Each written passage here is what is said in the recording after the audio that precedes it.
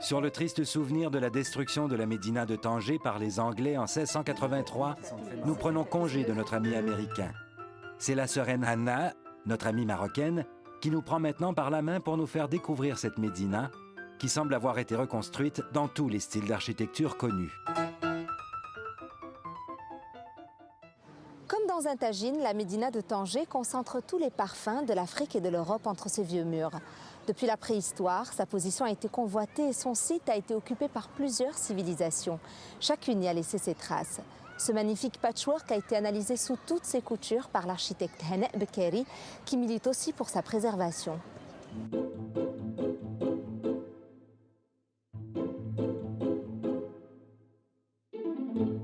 Il s'agit non seulement d'aménager ce port en tant que tel, mais de le penser en continuité avec la Médina parce qu'il est vraiment en contrebas. Mais il y a aussi beaucoup d'espaces verts. Ce sont en fait des cimetières qui expriment aussi toute cette diversité culturelle. La muraille de la Médina, on arrive à y voir par endroits la technique de construction à la romaine, c'est-à-dire ces grandes pierres assez brutes. Et par endroits, on a l'époque omeyyade, donc musulmane, avec les pierres équarries. L'époque portugaise avec les moellons de pierre par-dessus, justement. C'est de l'époque anglaise qui sont des moellons plus petites.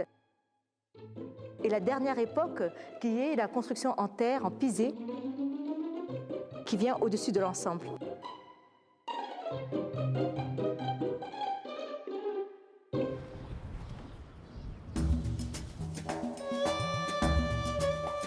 Ça fait exactement 19 ans que je suis venue habiter à Tanger. Et ça fait 19 ans que vous êtes dévoué à la Médina de Tanger.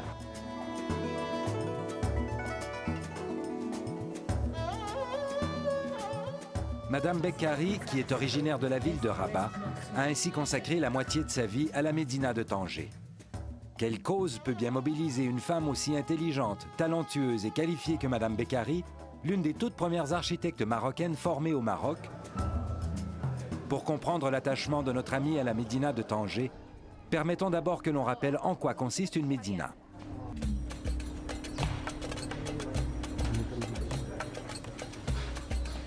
Le mot Médina vient de la ville du même nom en Arabie, où s'installa le prophète Mahomet en 622 de notre ère, ce qui marque le début de l'ère musulmane. Le mot Médina signifie aussi ville dans la langue arabe. Dans plusieurs grandes villes arabo-musulmanes, le mot Médina désigne aussi les quartiers anciens, généralement entourés de murailles qui freinent leur étalement. Toutes les médinas du Maroc ont leur propre personnalité, mais elles sont organisées sur des modèles similaires, dictés par les nécessités de la sécurité, de la production, de l'échange, de l'approvisionnement, de la pratique religieuse ou du respect de la vie privée. À Rabat, on voit bien la Médina avec son organisation qui est très claire, la hiérarchisation de l'espace public à l'espace privé, les entrées de ville en chicane. C'est-à-dire que pour nous, il y avait des principes qu'on pouvait retrouver effectivement dans d'autres Médinas, mais qui sont assez palpables et clairs.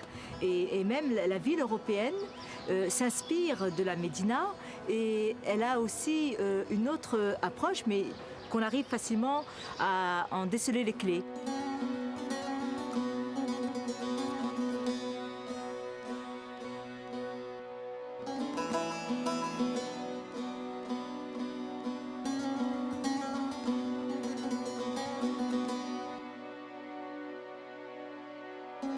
Ce qui caractérise aussi les médinas du royaume, c'est une certaine unité architecturale qui donne l'impression qu'elles sont toutes sorties de terre d'une seule pièce.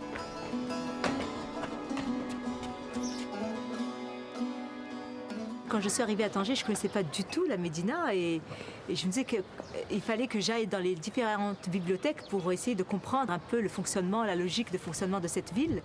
Que sincèrement, quand je suis venue, je trouvais assez hétéroclite. Il y avait un mélange de styles. Architecturalement, je n'étais pas très satisfaite. C'était assez original, disons, d'avoir une architecture complètement baie vitrée, à côté d'une autre avec des arcades, et puis un autre style moderne, art baroque avec rococo. Et c'était des immeubles là qu'on voit encore sur le boulevard Pasteur, parce que le boulevard Pasteur est quand même réputé au niveau du Maroc pour être le boulevard principal de la ville de Tanger. Et quand j'ai vu ça de près, en essayant de faire une analyse architecturale, d'essayer de voir la lecture du soubassement, de l'encorbellement, de l'épaisseur de façade, je voyais que c'était quand même assez anachronique. Mais ça me parle architecte pourtant. Maintenant que j'ai compris l'histoire de Tanger, je me rends compte qu'en fait, non, ça fait que témoigner des échanges culturels qui existaient. Chacun construisait selon sa manière dans son pays et rapportait les choses telles quelles.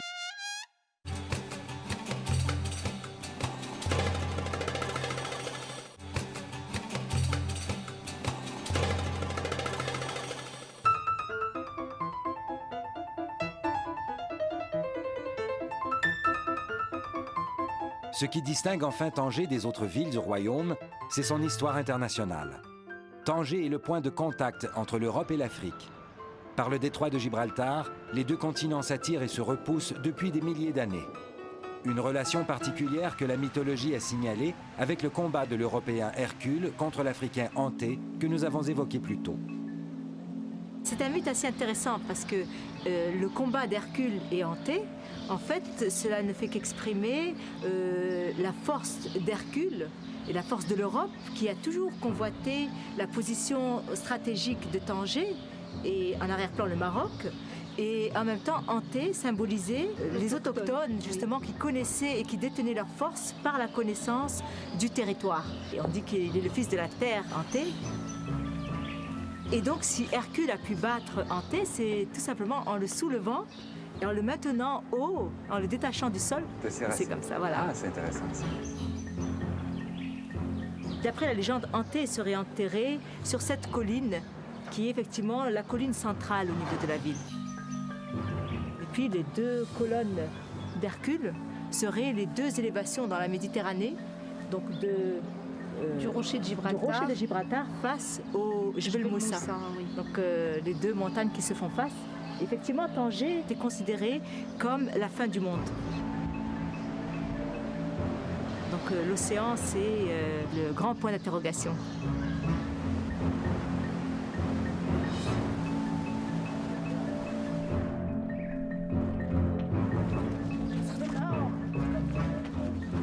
Nous dirions plutôt de nos jours que Tanger est un carrefour, croisé par de nombreux peuples.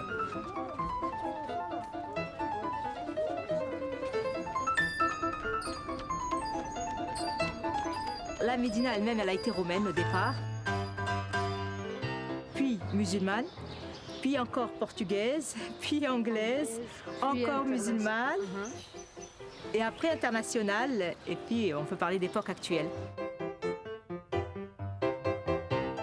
Notre amie Hanna aurait pu aussi nous parler de l'époque syrienne, si l'on se fie à ce mur que nous ont laissé il y a 1000 ans les Omeyyades, qui avaient leur siège à Damas.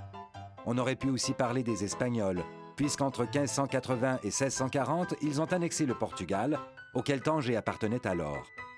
On peut aussi rappeler qu'entre 1912 et 1956, tout le nord du Maroc, à l'exception de Tanger, était sous protectorat espagnol, comme le centre du pays, avec ses principales villes, était sous protectorat français. Pendant cette période, Tanger a connu un statut particulier. La ville était administrée par un consortium international formé de nations européennes et des États-Unis. Aucune autre ville dans le monde n'a connu une telle expérience. Cet épisode s'inscrit dans la continuité historique de Tanger.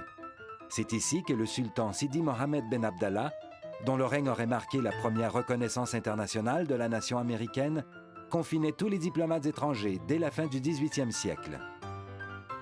C'était la capitale diplomatique du Maroc, mais contrairement aux autres villes du Maroc qui avaient maintenu la Médina à part et la nouvelle ville qui était en dehors. Et donc il y avait toujours la muraille, mais avec une grande zone non désificandie tout autour pour bien séparer les deux entités. Là, c'était tout à fait différent. Les Européens sont venus s'implanter petit à petit dans la Médina elle-même. Donc ils venaient avec leur culture, puisqu'ils reconstruisaient dans la même manière avec laquelle ils construisaient dans leur pays d'origine, et aussi construisaient des églises selon leur confession.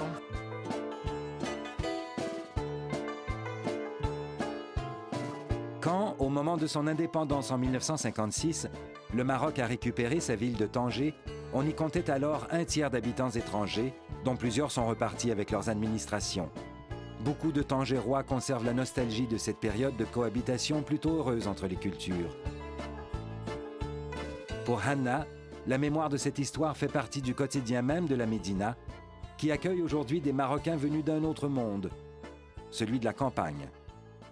Votre travail de recherche, c'est votre démarche personnelle. C'est une démarche qui vous a mené à créer une association. Oui, en fait, la c'était un sauvegarde groupe de la de Médina. Tangérois, en fait, de gens qui sont tombés amoureux de Tanger, qui s'est constitué au sein même de la légation américaine, puisque c'est le siège de notre fondation. Et on s'est dit, bon, il faut faire quelque chose pour cette Médina. Et on s'est rendu compte au départ qu'il y avait des tensions entre les femmes citadines qui ont vécu à l'époque internationale. Elles parlent parfaitement l'espagnol, elles comprennent aussi l'anglais, le portugais, l'italien. Il y avait une convivialité entre elles, elles se connaissaient parfaitement, elles rentraient les unes chez les autres. Et maintenant, avec l'exode rural, bon, c'est un phénomène planétaire, les femmes qui viennent de la campagne sont très différentes. Les plus démunies viennent habiter dans la Médina parce qu'avec le départ des étrangers, il y a beaucoup de pièces vides. Et en fait, ils logent provisoirement dans une pièce, une famille chacune. On essaye en fait de trouver un moyen pour réconcilier les femmes entre elles et en même temps de faire continuer l'histoire, qu'elles discutent elles-mêmes, qu'elles évoquent ces bons moments de l'époque internationale et tous les échanges qu'ils ont eus, tout ce qu'elles ont appris et tout ce qui les a enrichies elles-mêmes à ces nouveaux usagers. La fondation Tanger Al-Madina, que Mme Bekkari a créée et dirigée, offre aux nouvelles arrivantes une chance qu'elle-même n'a pas connue quand elle s'est installée dans la ville il y a 19 ans. Nos téléspectateurs voudront faire avec nous, dans la Médina de Tanger, la balade que nous propose Mme Bekkari, Hanna de son prénom. Un prénom qui lui va à ravir, puisqu'il signifie dans notre langue « sérénité ». On y va! Et Yasmine, en français, signifie « Yasmine ».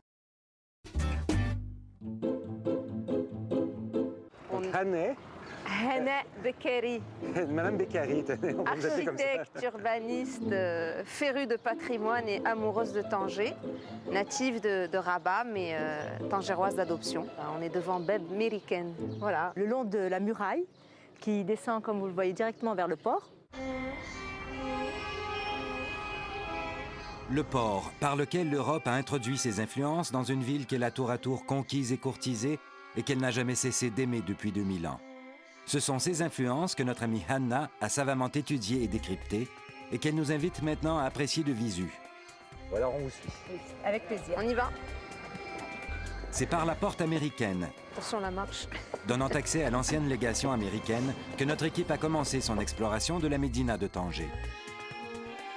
Le principe même de la Médina, c'est justement qu'il y ait un respect, qu'il n'y ait pas de vis-à-vis, qu'il n'y ait pas... Voilà, l'intimité doit être préservée au maximum. Sous les feux croisés de caméra 1 et de caméra 2, nous avons constaté ici une première infraction au code architectural arabo-musulman traditionnel. Des fenêtres qui s'ouvrent sur la rue. La maison typique de la Médina, le dar en arabe, n'a pas de fenêtre sur la rue, mais sur la cour intérieure, généralement ornée en son centre de sa précieuse fontaine. C'est le territoire sacré de la femme. Ici, nous reconnaissons la galerie Mekbi de l'ancienne légation américaine, aménagée dans le meilleur goût américano-ibéro-marocain, si cela existe. Notre promenade s'est poursuivie le matin suivant dans l'un des axes les plus riches de cet impressionnant bouillon de culture. Et nous entamons cet axe qui par la suite deviendra l'axe spirituel et culturel de la ville, puisque nous allons passer par un ensemble de lieux de culte tout à fait différents. On va commencer par la mosquée. À commencer par la mosquée. Un axe qui commence par une mosquée et qui se terminera par une autre mosquée, ce qui est normal puisque nous sommes en pays musulman. Mais Tanger, rappelons-le, a une longue histoire internationale et chaque pierre ici témoigne du brassage des cultures. Sur cette allée multiconfessionnelle, nous allons croiser des églises et des synagogues. Vous allez même voir une mosquée chrétienne au bout du chemin. Déjà, celle-ci a toute une histoire qui n'est pas forcément musulmane. Donc cette mosquée construite sur l'emplacement d'un ancien temple romain et aussi d'une cathédrale. Est-ce qu'il reste dans la construction même Sûrement, oui. des vestiges de la Il faut cathédrale? creuser en dessous et il faut faire des fouilles. Je suis certaine qu'ils utilisaient les soubassements qui sont très solides, qui étaient en pierre, pour reconstruire les nouvelles. Donc c'est un palimpseste de... C'est une mosquée qui intéresse beaucoup les archéologues. Oui, énormément. Et les musulmans aussi. Tout à fait. Ça, c'est une fontaine ici? Oui.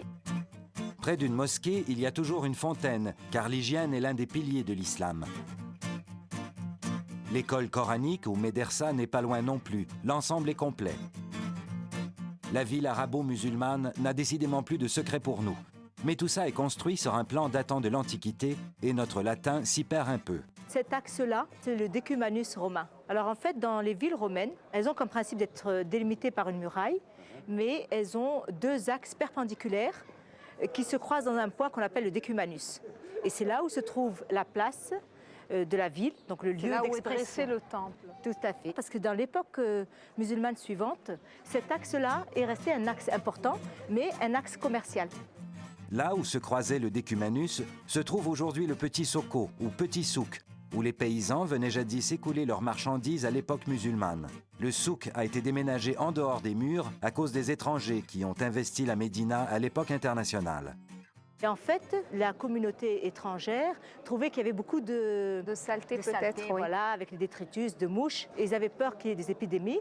Et ils ont déplacé en fait le souk vers l'extérieur. C'était une déstructuration de tout le système arabo-musulman puisque les campagnards n'avaient plus le droit de rentrer dans la ville.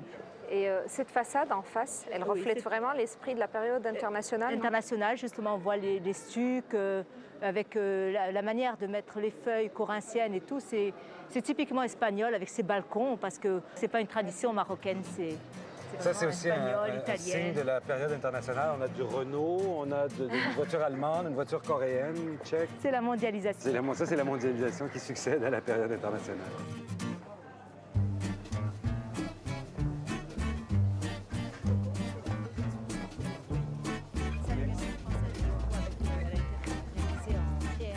C'est votre boutique à vous ici? Moi, c'est pas moi, c'est une coopérative. C'est une coopérative. J'aime bien l'entrée, c'est ce que je trouvais très vous joli. pouvez, faites comme chez vous. Ah, Un petit entrée, mais à l'intérieur, c'est un grand palais. ouais. Mais c'est pas à vendre.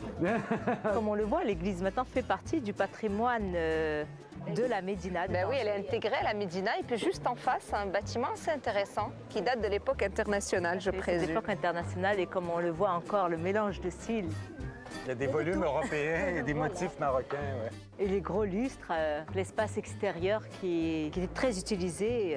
Et on a là, juste à côté, l'ancien fondouk. En arabe classique, fundouk signifie hôtel. Mais dans le langage courant, cela évoque les anciennes auberges pour paysans, avec des étables au rez-de-chaussée pour leurs animaux. L'ancien seuil, c'est ça Hada. Salam alaikum. C'est quand même assez caractéristique de Tanger d'avoir beaucoup de blancheur et cette frise de zélige qu'on trouve dans plusieurs bâtiments de Tanger. La cour, le ciel au milieu, la fontaine d'eau qui n'existe plus, c'est ça. Donc cette maison, elle pourrait avoir quel âge, d'après vous? Elle doit dater des années 1800, 1820. Là, c'est du bois, justement. Je suis en train de voir, là, du bois et il y a du plâtre. Ah, oui. Il y a les deux, oui. C'est vrai que le bois a été peint alors qu'en fait, ce n'était pas nécessaire. Et donc les deux styles se jouxtent, le style mauresque, Tout à fait. les sculptures sur bois, les sculptures sur plâtre et puis le balcon qui donne sur les ruelles. Les dessins qu'on peut faire. Là encore, avec composition de zélige, avec des carrés plus petits et plus grands, avec les carrés imbriqués les uns dans les autres, en fait, ont été composés par Delacroix, Eugène Delacroix, oui. Empreinte de son séjour à Tanger. C'était un tagueur. Belle manière de taguer, effectivement. Nous, on ne l'a pas essuyé, on ne l'a pas lavé, on l'a préservé, puisqu'elle a été récemment restaurée. Est-ce qu'on pourrait pas mettre une petite plaque commémorative aussi pour dire que Delacroix a fait ce... Mais sinon, je ne serais pas là à vous expliquer. Il y a ça C'est aussi. sûr, c'est sûr. C'est important. C'est quand même impressionnant le nombre d'informations qu'on a eues sur l'histoire de cette médina sur un tronçon de 200 mètres. Je Ah Oh, pense qu'on oui, a- je veux dire, il y a de quoi Et raconter. encore, j'étais là à me dire, je ne vous ai pas dit ça, je ne vous ai pas dit ça. J'ai oublié ceci, cela. Les 100 prochains mètres vont enrichir encore cette moisson, car nous arrivons au Grand Soko, qui constitue le cœur de Tanger.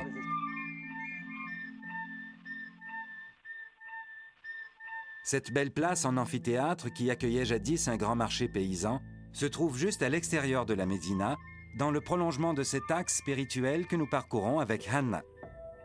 Cette place est symbolique à plus d'un titre, puisque juste derrière moi, feu Mohammed V avait prononcé son discours. Tout à fait, c'est ici même que Sa Majesté Mohammed V avait fait son discours aux nations étrangères, l'appel à l'indépendance.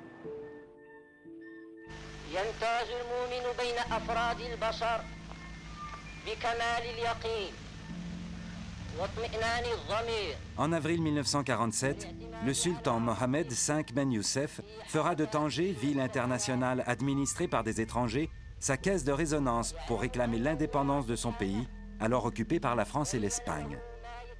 Quels étaient les grands messages qu'il avait livrés en cette occasion? Deux phrases que j'aime bien. C'est là où il dit « Le Maroc tient absolument à avoir dans l'avenir des relations cordiales avec tous les pays qui ont défendu la liberté et qui continuent à défendre sa cause. » Et il y a aussi celle-là que j'aime bien, « Le peuple qui s'éveille enfin prend conscience de ses droits et suit le chemin le plus efficace pour reprendre son rang parmi les peuples. »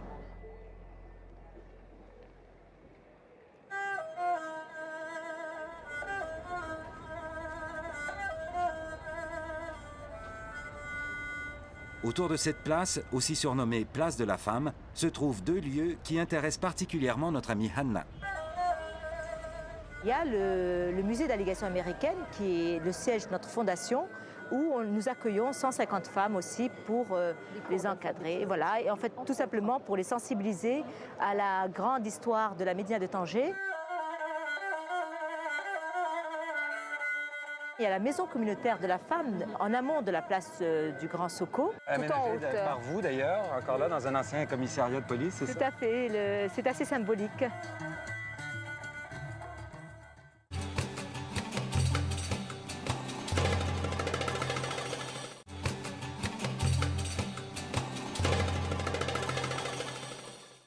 En face de nous, le mythique hôtel Villa de France. Devenu célèbre grâce au tableau de Matisse qu'il a peint de la chambre là-bas. Et en fait, comme il pleuvait, un jour où il y avait un peu de lumière, de sa chambre, il a peint la Médina de Tanger. Voici donc ce qu'Henri Matisse voyait de sa chambre au numéro 35 de l'hôtel Villa de France pendant son séjour de 1912 au Maroc. C'est l'édifice religieux que nous annoncions au début de notre promenade. Il n'y a pas une histoire aussi sur la découverte de ce point de vue? On connaissait le tableau, mais on ne savait pas d'où il avait peint. Depuis qu'on l'a su, les autorités ont presque obligé les propriétaires à le réaménager en tant que tel parce qu'ils voulaient faire un projet encore de spéculation immobilière. En face de la Villa de France, la mosquée ou l'église. Vous avez tout à fait raison de dire mosquée parce que de l'extérieur, on a vraiment l'impression que c'est une mosquée.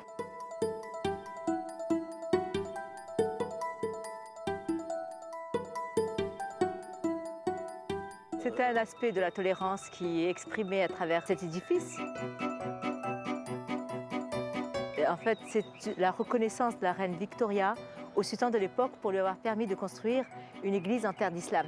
Alors deux gestes. Le sultan qui accorde une terre pour construire une église et la reine Victoria, qu'est-ce qu'elle fait de ce privilège? Et donc elle l'édifie, elle l'a construit sous forme de mosquée.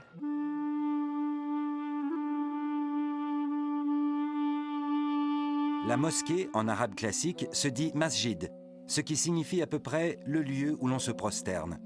Dans la tradition musulmane, tout lieu où l'on prie est une mosquée. St. Andrews n'est pas si différent d'une mosquée car les chrétiens y vénèrent le même Dieu que les musulmans. Et là encore, on a des reprises de l'art géométrique, calligraphie et arabesque mélangées sur du plâtre en premier plan et sur du stuc en arrière-plan, où on voit aussi Allah écrit, qui veut dire Dieu. Et en fait, c'est le Dieu pour les trois religions monothéistes. Un crucifix sans Christ et des murs complètement dépouillés de toute représentation humaine, par respect pour l'islam qui interdit l'idolâtrie. Mais une belle transcription arabe du Notre Père qui encadre le chœur, à la manière des versets coraniques qui décorent les mosquées. Ici, les fidèles ne se prosternent pas à même le sol, comme prient les musulmans. Ils s'assoient plutôt sur des bancs, se lèvent ou bien se mettent à genoux selon le rituel chrétien. L'église de St. Andrews, qui relève du diocèse de Gibraltar, est très fréquentée pendant l'office dominical. Elle est aussi la seule église au Maroc autorisée à faire sonner ses cloches. Les Anglais qui reposent à ses pieds nous disent encore sur leurs épitaphes tout l'amour qu'ils ont éprouvé pour cette belle ville et pour ce beau royaume.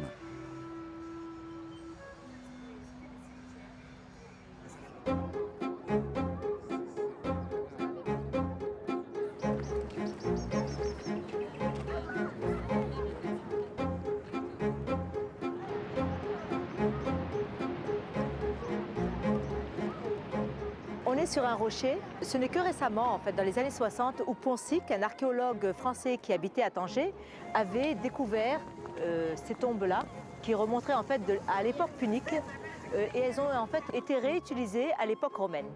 Et c'est pour cela qu'on les appelle les tombes punico-romaines. Donc Punique, resituez-nous dans le temps. C'est l'époque carthaginoise, c'est 4 siècles, 5 à 4 siècles avant Jésus-Christ. C'est ça aussi qui fait la richesse de Tanger, c'est toute cette histoire qui est très ancienne.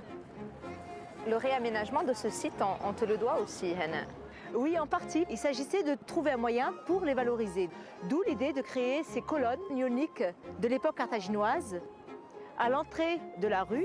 Oui, voilà, pour annoncer qu'il y a quelque chose qui se passe. Comment on a fait pour savoir que ces tombes dataient à l'origine de l'époque punique, par exemple? Quels signes nous permettaient d'en être convaincus? En fait, on a trouvé les mêmes dans 4 pays seulement.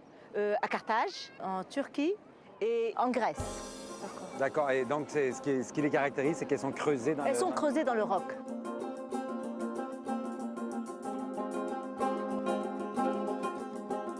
Que reposent en paix les musulmans, les juifs et les chrétiens qui ont rendu leur âme sur la terre de Tanger.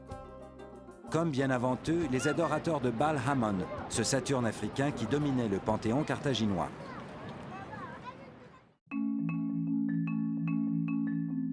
Nous avons trouvé pour notre compte un endroit charmant pour nous reposer, au moins pour quelques nuits. Situé en dehors de la Médina, sur la belle promenade qui borde la grande plage de Tanger, c'est un autre lieu historique qui nous rattache encore à notre amie Hanna.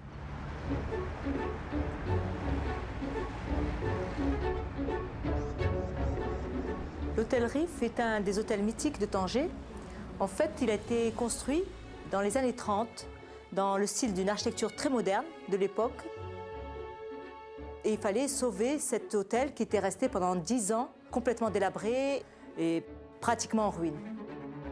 L'hôtel avait été construit en suivant les principes du Bauhaus, cette école allemande qui a jeté les bases du style international entre les 2 guerres mondiales et dont les lignes épurées ont souvent été imitées, mais pas toujours égalées.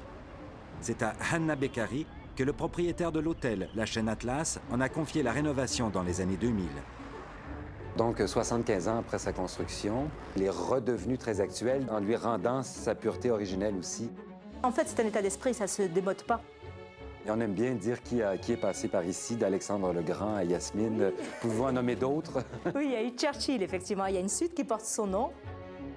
Et on se demande quel temps il lui restait pour être Premier ministre, parce qu'il nous semble qu'il a passé sa vie à peindre et avait fréquenté des beaux hôtels.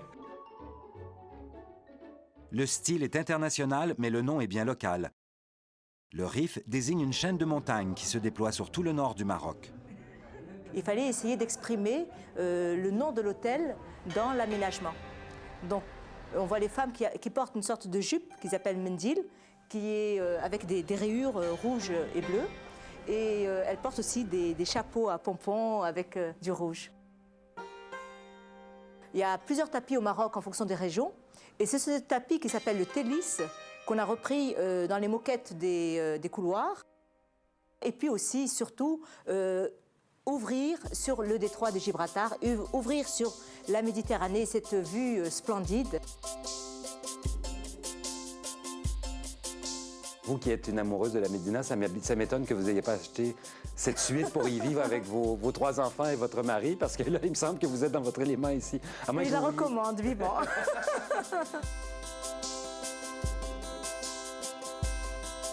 Depuis toujours, elle parcourt le Maroc dans tous les sens pour voir comment vivent les Marocains dans leur magnifique diversité culturelle. Comme architecte, l'humain est au cœur de toutes ses réalisations, comme dans tous ses rêves de construction.